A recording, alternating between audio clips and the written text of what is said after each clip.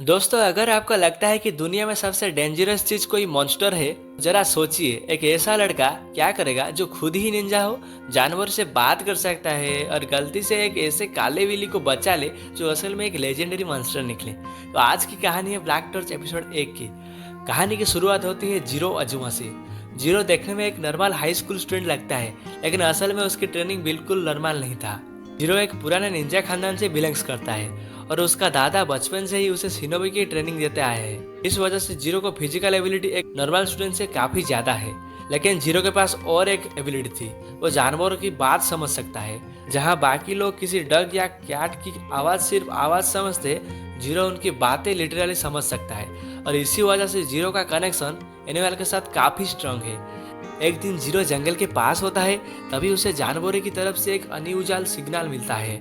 Zero उनका पीछा करता हुआ जंगल के अंदर पहुंचता है और वहां उसे एक घायल ब्लैक कैट मिलती है। बिल्ली बुरी तरह से इंजर्ड होती है और देखकर लगता है कि किसी डेंजरस चीज ने उस पर अटैक किया है। जीरो के लिए ये बात एक घायल एनिमल है, इसलिए वो बिना ज्यादा सोचे उस बिल्ली की हेल्प करने की सोचता है। लेकिन जीरो को बिल्कुल भी आइडिया नहीं होता है जिस बिल्ली को वो बचा रहा है वो नॉर्मल बिल्ली नहीं था। जब जीरो उससे बात करता है तब ब्लैक कैट भी शॉक हो जाता है, क्योंकि बहुत कम इंसान ऐसे हैं जो उसकी लैंग्वेज समझ सकते हैं। और तब जीरो को पता चलता है कि इस बिल्ली का नाम है राघो। लेकिन राघो के बारे में सबसे बड़ा सीक्रेट अभी सामने आना बाकी है।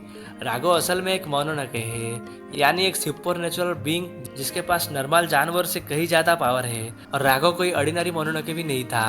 उसका नाम कभी एक लेजेंडरी और एक्सट्रीमली डेंजरस एग्जिस्टेंस के रूप में जाना जाता था। मतलब जीरो ने जिस क्रिएचर को सिर्फ एक इंजर्ड कैट समझकर रेस्क्यू किया था, वो असल में एक बहुत ही पावरफुल सुपरनेचुरल बीइंग है। लेकिन राघव की सिचुएशन भी सिंपल नहीं था। उसके पीछे कुछ और मोनोनोके पड़े हुए थे। उनका टारगेट राघव खुद नहीं था, बल्कि उसकी इमेंस पावर है। राघव ही पावर को अपने फायदे के लिए यूज करने के लिए वो लोग उसका पीछे कर रहे थे। जीरो को अभी तक सुपरनेचुरल वर्ल्ड के बारे में ज्यादा कुछ पता नहीं होता। उसके लिए ये सब कुछ अजीब होता है। एक तरफ एक घायल इंजर्ड कैट है जो इंसान की तरह बात कर रहा है और दूसरी तरफ अननोन क्रिएचर उसके पीछे पड़े हुए हैं। लेकिन असली डेंजर तब शुरू होता है जब राघव को लेने के लिए एक एनिमी जीरो के घर तक पहुंचता है।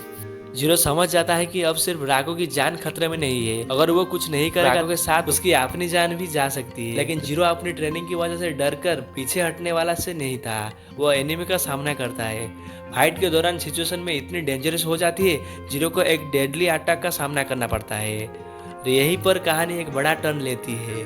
जीरो सीरियसली इंजर्ड हो जाती है। उसकी कंडीशन देखकर राघव को समझ आ जाता है कि जीरो ने उसकी जान बचाने की कोशिश करती है। अब जीरो खुद उसकी वजह से मरने वाला है। राघव के पास एक चॉइस होती है, या तो खुद बचकर निकल जाए या फिर जीरो को बचाने के लिए अपनी पावर का यूज करे। राघव दूसरा ऑप्शन चूज करता है। राघव अपनी सुपरनेचुरल पावर जीरो के साथ कनेक्ट कर देता है। इस मोमेंट के बाद जीरो की लाइफ कंप्लीटली चेंज हो जाती है। अब जीरो सिर्फ एक Ninja trend high school student नहीं था, उसके अंदर राघव की पावर का कनेक्शन आ जाता है। और इसी के साथ जीरो सुपरनेचुरल दुनिया का एक ऐसी वार में एंटर कर जाता है जिसके बारे में उसे पता नहीं था। लेकिन दोस्तों, यह एक और ट्विस्ट है। राघव की पावर के पीछे सिर्फ मोनोनोके नहीं पड़े हुए थे। एक सीक्रेट गवर्नमेंट ऑर्गेनाइजेशन भी सुपरनेचुरल की मॉनिटर करता है। इस ऑर्गेनाइजेशन का काम डेंजरस मोनोनोके को कंट्रोल करना और जरूरत पड़ने पर उन्हें एलिमेंट करना है। और अब उनकी नज़र जीरो और राघव दोनों पर पड़ चुका है, क्योंकि उन्हें पता चल गया है राघव की पावर अब जीरो के साथ कनेक्ट है। मतलब जीरो के पास अब सिर्फ पावर नहीं था, बल्कि वो खुद एक टारगेट बन चुका था। एपिसोड के एंड तक जीरो की नॉर्मल स्कूल लाइफ प्रैक्टिकली खत्म हो जाती है। जो लड़का काल तक एनिमल के साथ बात करता था, वो अपने दादा से ट्रेनिंग लेता था, वो अब मोनोनोके की दुनिया में ऑफिशियली एंटर कर चुका था। और सबसे इंटरेस्टिंग बात ये है, जीरो और राघव की पार्टनरशिप शुरू होती है एक एक्सीडेंट से। राघव को जीरो की जरूरत है और जीरो की जरूरत राघव को। लेकिन दोनों के आसपास एनिमी की कमी नहीं था। तो दोस्तों, ब्लैक टॉर्च एपिसोड 1 बेसिकली एक नॉर्मल निंजा बॉय की स्टोरी को सुपरनेचुरल बैटल में कन्वर्ट कर देता है। जीरो के पास स्किल पहले से ही था, राघव के पास पावर पहले से ही था, लेकिन अब दोनों एक साथ आ गए और अब एक ट्रेंड निंजा और एक लेजेंडरी मोनोनोके की पावर कंबाइन हो गई है। तो ऑब्वियसली एनिमी के लिए सिचुएशन बहुत खराब होने वाले हैं। लेकिन सबसे बड़ा सवाल ये है, राघव असल में कौन है? उसके पावर को पाने के लिए इतने सारे मोनोनोके क्यों पागल है? जीरो के अंदर राघव की पावर आने के बाद वो कितना पावरफुल बनेगा? अब जीरो की असली जर्नी शुरू होती है। एक ऐसा जर्नी जहाँ उसके सामने सिर्फ मॉन्स्टर नहीं था बल्कि एक पूरे हिडन सुपरनेचुरल दुनिया से होने वाला था। और दोस्तों ये था ब्लैक टॉर्च एपिसोड 1 का कंप्लीट एक्सप्लेनेशन। अगर आपको जीरो और रैगो की ये डेंजरस पार्टनरशिप इंटरेस्ट लगी तो एपिसोड 2 में स्टोरी और भी ज्यादा एक्शन और सुपरनेचुरल मिस्ट्री की तरह जाने वाला है। वीडियो अगर आपको पसंद आया है तो वीडियो को लाइक करना और चैनल को सब्सक्राइब कर देना। मिलते हैं अगले एपिसोड में।